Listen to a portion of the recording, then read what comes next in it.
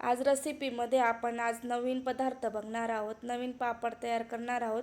तर नवीन पापड नवीन पदार्थ म्हणजे काय, तर टोमॅटोचे पापड आपण तयार करणार आहोत। अगदी 2 ते 3 वर्ष टिकतील असे टोमॅटो पापड आपण तयार करणार आहोत। बघू शकता अगदी 3 पटीने पापड खुललेला आहे। तर आणि हे पापड तयार करायला अगदी घरातलं साहित्य लागतं, अजिबात बाहेरून साहित्य कोणतंच वापरायची गरज नसतं। जे घरात अवेलेबल आहे तेच आपण त्याच पापड त्यांच्यापासूनच पापड तयार करून घेणार आहोत। इथं मी तांदळाचं पीठ घेतलं, अर्धा किलो टोमॅटो घेतले। छान टोमॅटो मस्त असे आपण बारीक कापून घेणार आहोत, मिक्सरमध्ये दळून घ्यायचेत।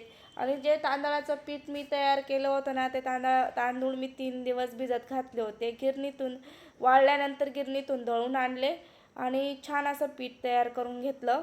आता आपण जे मिक्सरला टोमॅटो होते त्याच्या फोडी दळून घेतल्या, पाणी न टाकता अशा पद्धतीने।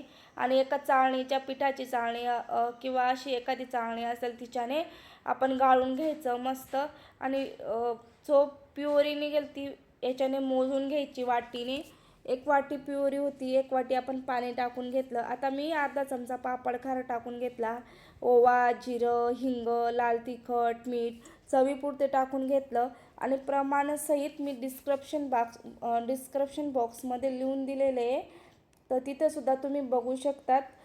तर 1 वाटी मी 2 वाटी पाणी घेतलं होतं, तर 1 वाटी मी पीठ घेतलेले असं मेजरमेंट ठेवायचं। 1 वाटी प्युरी होती, 1 वाटी पाणी घेतलं, 2 वाट्या झाल्या त्याच्यासाठी 1 वाटी पाणी घेतलं, व्यवस्थित घेऊन घेतलं। आता 15 मिनटासाठी ना छान वाफून घेतलं। बघू शकता अजिबात हाताला चिटकलेलं नाही आहे, छान अशी वाफ तयार झालेली आहे। तर आता आपण इथं काय करायचं आहे, एका मोठ्या ताटात काढून घ्यायचं। ताटात काढून घेतल्यानंतर आहे ना थोडंसं हाताने मळून घेऊया। पण हाताला जर खूपच जास्त गरम लागत होतं, मग मी काय केलं, एका पिशवीत घातलं, छान असं मस्त एकजीव होईपर्यंत मळून घेतलेलं आहे पीठ बघू शकता।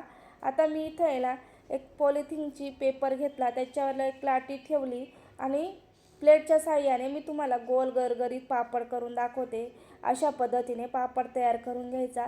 तर आपलं पीठ छान असं लुसलुशीत होतं ना, मग पापड पण खूप छान तयार झाला होता।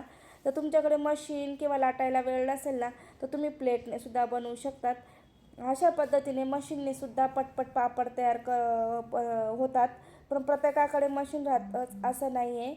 तर प्लेटने सुद्धा छान बनवू शकतात आणि पापड पटकन निघतो, बघू शकता व्हिडिओमध्ये। छान आता आपले भरपूर सारे पापड तयार झालेले आहेत, 60-70 पापड तयार झाले होते तेवढ्या पिठामध्ये। तर अगदी जवळून दाखवते, छान 2 दिवस असे वाळवून घेतले। वाळवल्यानंतर आहे ना मी आता तुम्हाला तळून दाखवते।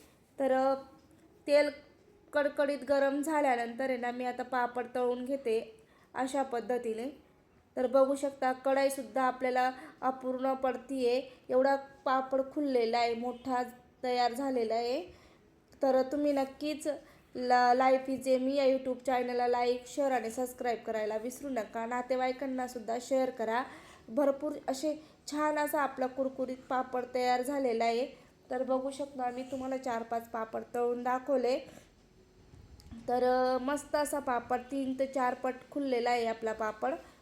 तर व्हिडिओ जर आवडला असेल तर लाईक, शेअर, सबस्क्राईब करायला विसरू नका।